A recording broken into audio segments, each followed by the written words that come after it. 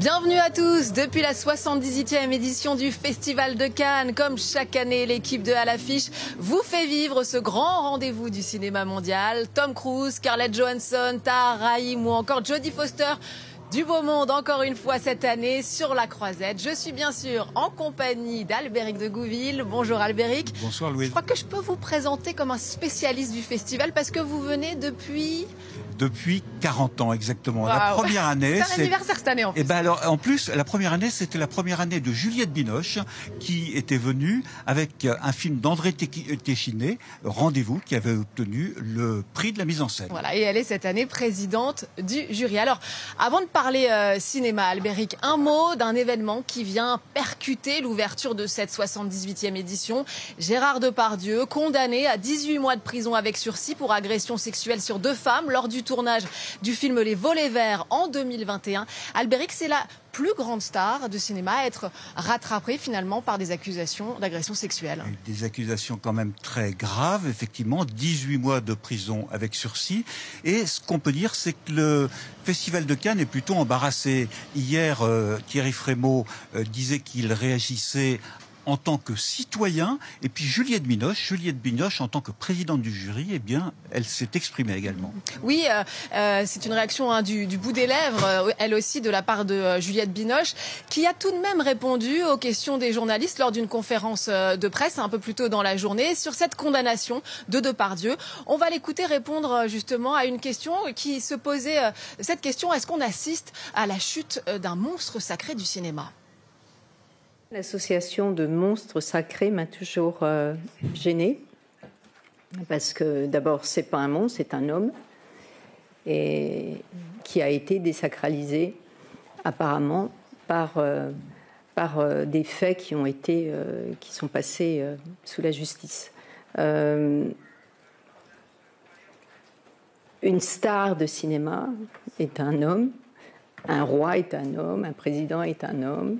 Un monstre donc désormais désacralisé, mais il faut dire que dans l'histoire du Festival de Cannes, eh bien Gérard Depardieu, c'est très important. Il a été 20 fois dans la sélection officielle, dans 14 films en compétition également. Et puis, il a été prix d'interprétation à Cannes en 1990 pour, eh bien, tout simplement, Cyrano de Bergerac de Jean-Paul Rapneau. Et 2 ans plus tard, il était président du jury. Donc, difficile d'effacer un tel monstre. En tout cas, il ne fait plus partie de l'avenir du Festival de Cannes, mais bien de l'histoire. Alors c'est vrai que ce jugement de Depardieu marque à coup sûr un tournant. Albéric, on va quitter le volet judiciaire pour reparler de cinéma. Cette 78e édition s'annonce riche en événements qu'on va suivre évidemment ici sur France 24. Quelles sont les stars les plus attendues sur le tapis rouge? Alors, on va dire déjà Mission Impossible, Tom Cruise, dès la première journée du festival, pas des moins. C'est l'ultime Mission Impossible, mais Tom Cruise, c'est le 8e volet. Voilà, et c'est effectivement une méga star pour le Festival de Cannes. Il y aura aussi 2 actrices, Kristen Stewart et Scarlett Johansson, qui vont présenter leur premier film en tant que réalisatrices. Beau tapis rouge, là aussi en perspective. Et puis Scarlett Johansson, elle sera là 2 fois parce qu'elle est avec une flopée de stars, dont Benicio del Toro, Tom Hanks, à l'affiche de Finishing Scheme, le dernier film de Wes Anderson. Qui vient toujours avec pléthore de stars. Avec pléthore de stars. Et puis il y aura Vie privée de Rebecca Zlotowski, avec là aussi une américaine, Jodie Foster, la plus française des américaines, mais aussi des Français, Virginie Efira et Daniel Auteuil. Oui, et je crois que oui, qu'elle donnera la réplique en français, Jodie Foster, parce qu'elle parle parfaitement la langue de Molière, comme on dit. Alors, autre grand nom du 7e art à Cannes cette année, Albéric, je vous fais un petit test. Alors, il a été récompensé dans 2 films, enfin, il a tourné dans 2 films qui ont été récompensés par la Palme d'Or. Il a été président du jury en 2011 et avait remis à ce moment-là la Palme d'Or à Terrence Malick pour The Tree of Life. Est-ce que vous l'avez... Bon, trop facile, Robert De Niro, Palme d'Or déjà. C'est vrai que bon, je m'adresse à un tel cinéphile que... 49 ans pour Taxi Driver. Oui, exactement, puisque donc ces 2 films, les 2 Palmes d'Or dans lesquels il avait joué, sont Taxi Driver récompensé en 1976 et Mission de Roland Joffé, ça c'était en 1986. Le mythique acteur reçoit cette année une Palme d'Or d'honneur pour l'ensemble de sa carrière. On va justement revenir sur ce parcours exceptionnel avec Étienne Papono et Julie Chouteau. You talking to me? You talking to me? Cette réplique l'a propulsé au rang de star mondiale. Vétéran du Vietnam qui sombre dans la folie dans Taxi Driver, boxeur dans Raging Bull, ou encore Vito Corleone jeune dans Le Parrain, deuxième partie. Robert De Niro, 2 fois oscarisé, a incarné certains des plus grands anti-héros du cinéma. Né à New York en 1943, il a ancré ses racines italo-américaines au cœur de son travail. Des rôles sombres, du monde de la mafia, comme dans Les Incorruptibles.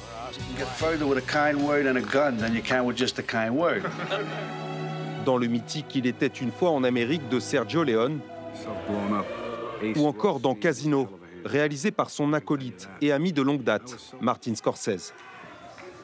Rien de tel que de faire des films avec ses amis.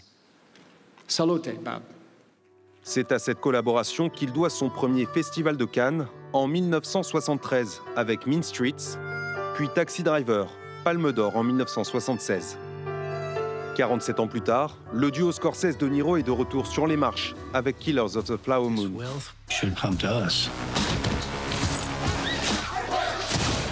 12 de ses productions ont été projetées sur la Croisette, dont le film Il était une fois le Bronx, sa première fois derrière la caméra. Il a même été président du jury en 2011. J'espère qu'on va me le redemander, je ne sais pas dans combien de temps. Créateur du Festival du film de Tribeca dans sa ville natale, Robert De Niro prend le tournant de la comédie en 2000. Have you ever watched pornographic videos? No. Mon beau-père et moi rencontre un succès mondial. Aujourd'hui âgé de 81 ans, il signe un retour aux sources.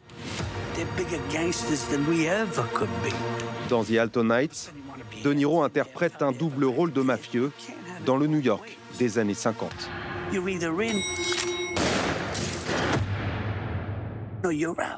Voilà pour ce parcours exceptionnel de Robert De Niro, Palme d'Or, donc cette année, Palme d'Or d'honneur cette année à Cannes. Alors Albéric, on va en venir à la compétition, puisqu'il y a en tout 22 films en lice pour une Palme d'Or qui sera décernée le 24 mai prochain. On va pas pouvoir tous les citer là tout de suite, mais donnez-nous quelques noms.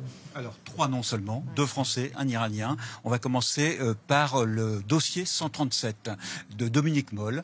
Dominique Moll qui avait fait il y a 3 ans maintenant La Nuit du 12. Là, c'est toujours qu'on avait adoré. C'est toujours un polar avec Léa Drucker dans le rôle principal. Le second, eh bien, c'est une prétendante à une seconde Palme d'Or. C'est Julia Ducournau qui, après Titane il y a 4 ans, revient avec Alpha, avec Tahar Rahim et Golshifteh Farahani dans les rôles principaux. C'est un film d'anticipation.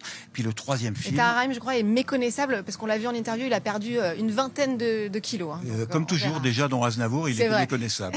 Et puis le troisième film, c'est un film iranien de Jafar Panahi, Un simple accident. Alors Jafar Panahi, c'est toute une histoire avec le Festival de Cannes. Et plusieurs années, il n'avait pas pu être là car il était emprisonné ou en grève de la faim, et soutenu d'ailleurs par Juliette Binoche en 2010, soutenu pour sa libération. Là, cette fois-ci, il est en exil, mais son film Un simple accident a été tourné clandestinement en Iran. Donc c'est vraiment un film très très attendu, comme l'était d'ailleurs Les graines du figuier sauvage de Mohamed Rassoulov, prix spécial l'année dernière. Et là aussi, c'est un film qui avait été tourné clandestinement et Mohamed Rassoulov avait quitté clandestinement l'Iran. Et on est toujours épaté par l'ingéniosité des réalisateurs iraniens qui tournent dans des conditions extrêmement difficiles. Alors avant le lancement de cette compétition officielle mercredi soir, place au film d'ouverture, une comédie musicale très réjouissante avec la chanteuse Juliette Armanet.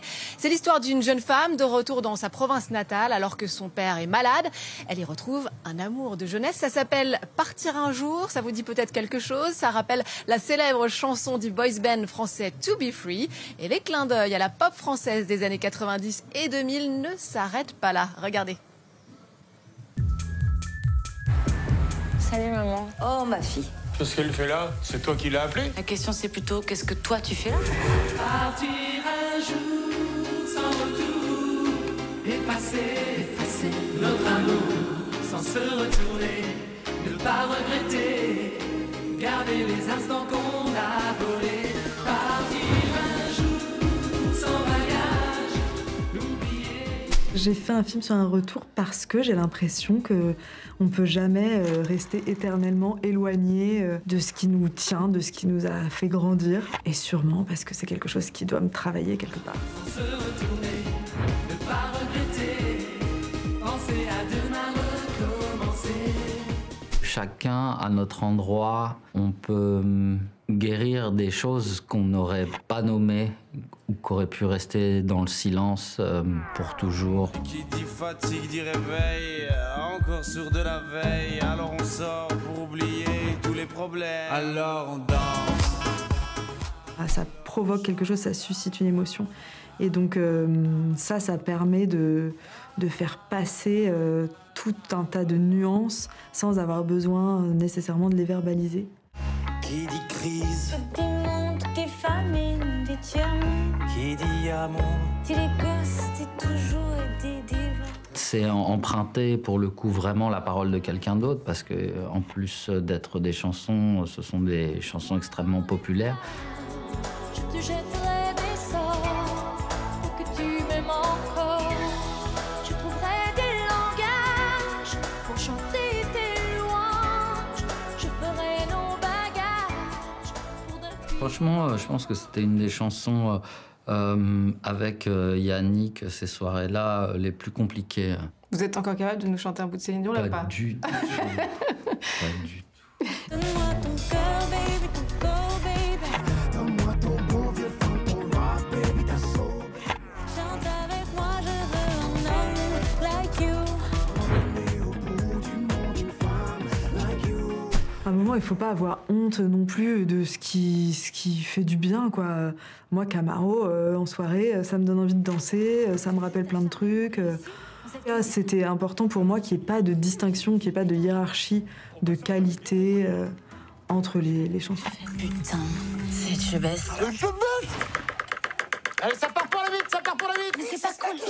Je n'aurais passé des jours à te faire des chansons d'amour au piano toutes mes peines. C'est un peu une croisée des chemins. Je joue dans un film où je chante et elle chante dans un film où elle joue. Du coup, je pense qu'on savait mutuellement qu'on pouvait compter l'un sur l'autre. je sais pas qu'est-ce qui se passe. T'as ce regard dans la face. Chacun fait son numéro pour en avoir un, vu que rentrer sans rien, pas moyen. Ces soirées-là, on braque, on branche, toi-même tu sais pourquoi. Je pense que ça va être super festif. Et en plus, la fête, elle arrive après la projo. Donc normalement, j'espère qu'on sera un peu redescendu.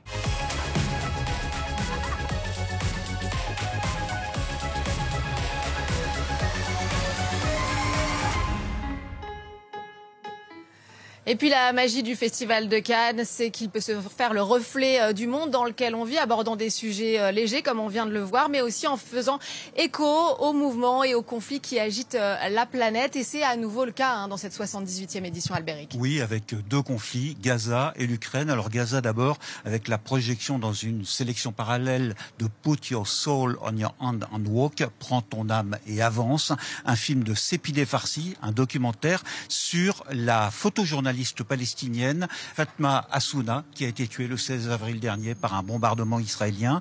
Et cela, eh bien, le lendemain du jour où elle avait appris la sélection du film à Cannes. Et on recevra d'ailleurs à l'affiche Sepideh Farsi, qui viendra nous parler de ce film extrêmement émouvant. Et puis l'autre conflit, c'est l'Ukraine. Il y a eu 3 films qui ont été projetés aujourd'hui, avant même l'ouverture du festival, qui ont été projetés 3 documentaires sur l'Ukraine et notamment un portrait de Volodymyr Zelensky. On se souvient qu'il y a 3 ans, juste après le déclenchement de la guerre, Zelensky était intervenu en visio pendant la cérémonie d'ouverture du festival. Et puis pour terminer, Albéric, je crois, c'est un peu vos chouchous qu'il y a un film que vous attendez particulièrement. Eh bien, Jeune mère des frères Dardenne, c'est la 9e fois qu'ils viennent en compétition. Ils ont déjà eu 2 palmes d'or. Cette fois-ci, c'est le portrait de 5 jeunes filles qui sont enceintes ou qui viennent d'avoir un bébé. Et c'est un film, comme toujours, social, mais extrêmement rythmé, avec beaucoup d'énergie. C'est un film enthousiasmant. Et puis, quand même, il faut dire que ce film sera projeté sur les marches avec une montée des marches dédiée à Emily Dequesne. Emily Dequesne, l'héroïne de Rosetta, le film qui avait permis aux Dardennes d'obtenir en 1999 leur première Palme d'Or. Et ce sera un magnifique hommage. Merci beaucoup Albéric d'avoir été avec moi pour cette émission spéciale lors de la cérémonie d'ouverture de ce 78e Festival de Cannes. En attendant de connaître qui succédera à Anora de Sean Baker, lauréat de la Palme d'Or l'année dernière, retrouvez nos rendez-vous quotidiens depuis la Croisette pour ne rien manquer de cette édition. Je vous laisse sur le documentaire consacré au chanteur du mythique groupe U2, Bono, signé par Andrew Dominic. Je vous laisse découvrir et vous dis à très vite. I craved my father's attention, so I sang louder and louder. It's a beautiful day.